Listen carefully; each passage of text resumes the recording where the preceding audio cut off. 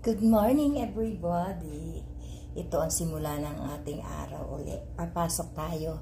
Mag-voice over tayo. Saglit. Hindi ko maipakita kasi nagbibihis ako. Ito yung pagising ko sa umaga. Nakapag-almusal na tayo ng kontian. Ngayon, nagbibihis tayo. Hindi ko maipakita kasi baka madali tayo. Hanggang dyan lang tayo. Mga bishi. Ang hirap maging OFW. Kahit ka tinatamad pumasok, talagang pipilitin mo. Para kang ang hirap, basta mahirap. Kung akala lang ninyo, madali maging OFW. Lalo na pag nagkakasakit, sulo ka. Magtatrabaho ka agad, kaya mo. Ganyan ang buhay ng OFW. Akala mo nakangiti. Pero nakangiti nga. Pero masama ang pakiramdam. Gaya ko, ang tagal kong nagkasakit. Pero walang nagmamahal. Hoy! Charot. O, totoo yan. Solo mo talaga pag may sakit ka dito sa ibang bansa, kinakailangan hanggat natunog ka, kumbaga tatrabaho ka. Yan ang buhay ng siya nga pala. Pakikita ko yung henna sa likod. Ayan. Marami ang views sa reels. Kaya lang iba ang kumuha, kaya hindi ko mailagay dito sa sa YouTube ko. Ang hirap. Ayan, nagsusuklay tayo. Tayo ay hindi pa pwedeng humarap sa camera kasi madali. Ito na ako. After magbihis, nakasando lang. Bakit kaya ang sarap Ang sarap mag-alis ng tutuli. Ito pang alis ko ng tutuli. Sa totoo lang. Ito ay tuwing umaga nag-alis ako ng tutuli. Ito ay ito ay hairpin na binukaka. Ito ganito ha. Masarap kasi mag-alis ng tutuli pag bagong ligo at yan. Hindi lang naman yan ang aking gamit. Mayroon din akong ganito. Huwag kayong mag-alala. May ganito. Kaya lang ito, naiiwan kaya daw. Sabi nila naiiwan. Yung dulo, doon sa ilalim. Pwede rin ganyan. Yan. Nawala yung ko. Guys, nawala yung aking bishi, mga bishi. Meron pa akong isa, wala. Yung yung pang sandok ba? Hey. Ito. Kaya lang masakit ito. Ito yung sandok. Pag wala kayong gamit sa pagkain, pwede mo na ito. Ayan. Ito. Pag hindi ako magkaigi, ito ang ginagamit ko. Ito pang said. Ayan. Ayan na.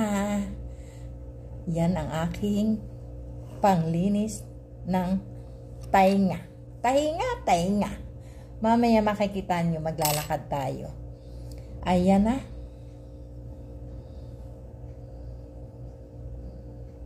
Pwedeng ganyan. Kasukat. Ay, nalabas. Nalabas siya.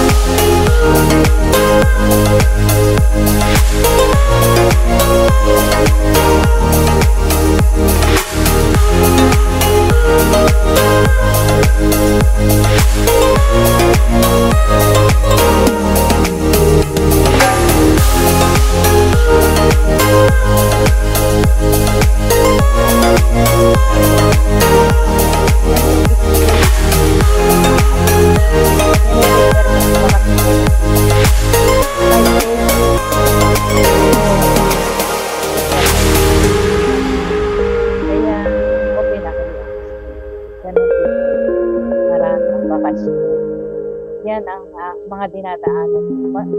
Maganda pala yung nakataas ng camera.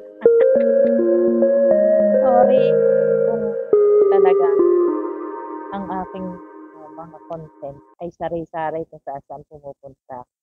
Kasi hindi tayo makagawa ng dire-diretso, hindi rin pwede yung sa loob ng trabaho ko dire-diretso kasi may mga customer, may mga client na ayaw na ilalagay sila sa camera. Kaya hindi tayo makaano yung sasabihin ay i-content ko yung mga trabaho sa loob ng salon. Hindi ko magawa kasi na mga patago yung kuha namin. Kaya ganito lang talaga ang content ko sa bug. Siguro pag uwi ko sa Pilipinas, dire-diretso na kung ano man ang aking ma-vlog. Sa ngayon, ganito lang. Pahapyaw-hapyaw, patabi-tabi, ganyan. Kung alin ang makunan. Ayan ang mga building kong dinadaanan. Kakunti na din ang nakatira kasi umuwi na din ang mga expat. So, konti na kami. Kasi ayan nga. Alam niyo naman. Pero maganda ang Saudi talaga. Malinis siya. Talagang maganda siya. Beauty talaga ang Saudi. Nawala na yung nakakatakot. Kasi open na dito ang Saudi. Hindi gaya ng unang dating ko dito na hindi ka pwedeng lumabas ng walang abaya. Kinakailangan tago ka talaga, tago. Ayan na, malapit na po tayo sa ating trabaho. Ilang minuto din ang lakad natin. Ayan. May hawig ang mga building dito. May hawig sa ibang bansa. Halos pare-parehas ang kanyang kulay. Ganyan ang building dito.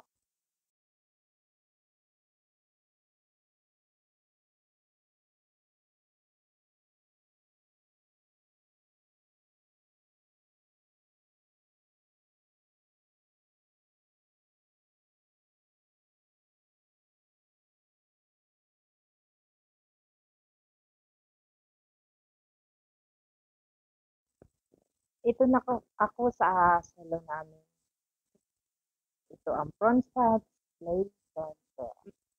Dito, ang salon sa Saudi, walang bintana, pinto lamang, at saka exhaust fan. Kaya marami din naman ang nagkakasakit kagaya ko kung may allergy ka, matindi ng allergy ko. Kasi sa tagal ko dito, yung mga singaw ng mga chemical, ayan ang pinto. Wala dito talagang bintana, kahit sa salon. Madalang na madalang ako nagsasabi. Yan. Dahil sa ako ang may-ari ng salon, chika lang, di ko yan salon. Nasa akin ang susi. Sa ngayon, ako ang pinamanahan ng susi ng salon. Ek-ek lang. Ako ang mag-o-open. Ayan na. Inopen na. Open. Gizam. Hindi ko ma-open. Paano ba? Ayan. Ayan. Madilim pa. Ayan. Ang aming salon. I-open ko na ang ilaw. Wala po yung, wala pang ilaw. Maliwanag lang talaga yung cellphone. Charot. Ayan. Inopen ko na. Inopen ko na ang salon. Ang aking salon, hindi. Naku, hindi akin. Inopen ko na ang salon. Ayan. Dahan-dahan na. At dito na nagtatapos ngayon ang ating vlog. Dahil inopen ko na ang salon, mag-aalis na ako ng aking mga arguhin at pakatay. Mga magic touch.